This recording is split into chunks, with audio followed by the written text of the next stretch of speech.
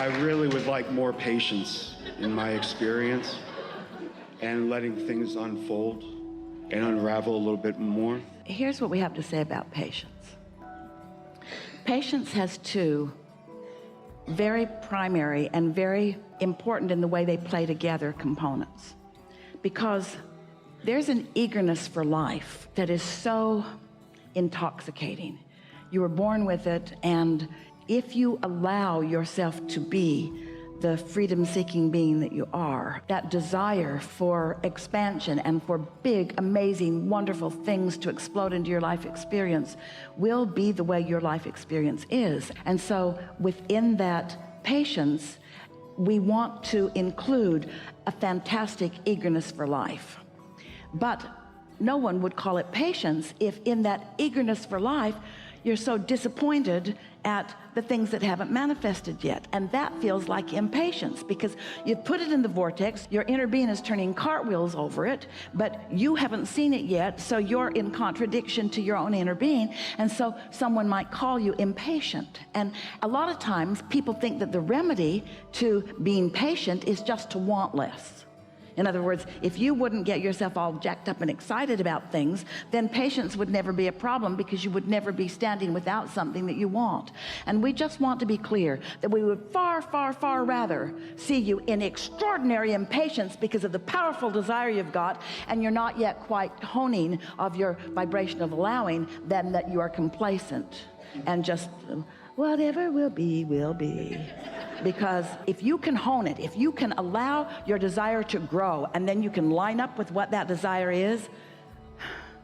Absolutely. You don't need patience if you understand that you can be or do or have whatever you want. Patience is something that you need to develop if you're not good at allowing what you want. So we're not going to encourage you to get some patience, because that's like saying, get it all screwed up and don't feel bad about it.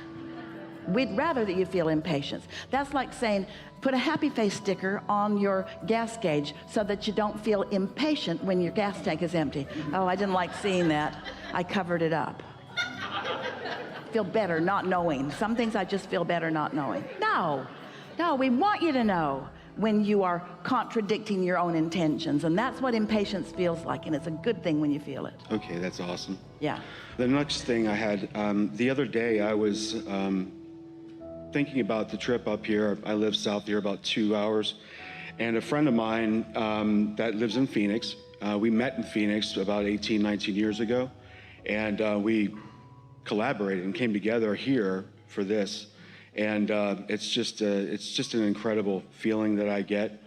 It's like he and I picked up right where we left off. There's just that, that's how it was. But I just was telling him the other day, I was getting ready to, I was thinking about the weather. I was checking the weather, and I wanted to make sure there was enough propane for the fireplace, like, just in case it got cold while I was gone. I didn't want, my wife to be without a fireplace, or heat, whatever.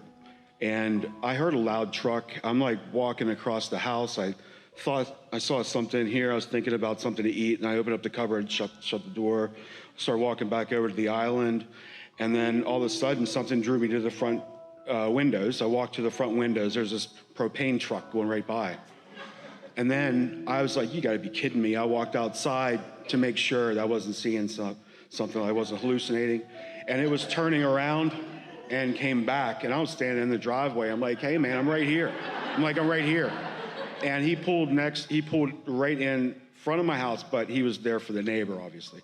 But it was just an amazing thing. That was the most recent thing I wanted to say. So that's timing, isn't it? Yes, absolutely. It was. You see, that's how it is. Planning ahead is a good thing too. But you'd already planned ahead. And the universe knows what you want and knows where you are in relationship to the things that will satisfy what you want. Esther had a similar thing the other day where she woke up, and what was on her mind was to take the can to the curb, which she did. And a minute later, the garbage truck was there. That's timing. And while that seems silly and obvious, and maybe there are other ways of going about that, there are those kinds of things and hundreds of thousands of things like them that are rendezvousing on your behalf every single day. Things like that. thoughts that you think, connecting up. Haven't you ever thought about someone and they call, or you're thinking about them and they text? All the time. Esther used to say thoughts are in the air, but now what she's realizing is that you're all broadcasting, but the thing that we really, really, really want you to hear is that you've been broadcasting, and who you are and what you want is really well known to the entire universe, and the cooperative components are being gathered. The propane tanks are lining up to give you what you want when you need it in every respect. And so when you're in a place where you're receiving, in other words, that's why that thought occurred to you when it occurred. You were prompted from a perspective of higher view. Years ago, Jerry and Esther were at the post office in Bernie. They went to get their mail, but they couldn't get into the post office because the banks of the Cibolo Creek had overflowed and the post office was flooded. No one could get in. And Jerry said, our friends who live in San Antonio, Pat and Lawrence, they have a 1,000-acre ranch, and that creek goes right through their property. Jerry said, let's call them and let them know that the Cibolo's out of its banks up here. And so they called, and their friends were able to get the cattle out of that pasture and move the tractors out of that pasture. And later that day, they called to thank them, and they said, it's so nice to have a friend upstream. Well, that's what we're talking about. You've got friends in high places. You have friends upstream. You have so much assistance and so much awareness and so much partnership in so much. So what you really want to do is to do whatever you can do to make yourself in the vibrational vicinity of hearing your partners. And when you're feeling sorry for yourself, you can't hear them. When you're afraid of something, you can't hear them. But when you're frisky and knowing who you are, and when you're loving and so forth, then you're in the place where these thoughts come. And once you get on this sort of deliberate rampage of getting out ahead of it by tuning and toning your frequency and then moving through life, the combinations of things that will line up for you. We've been saying that one who's connected to that is more powerful than millions who are not.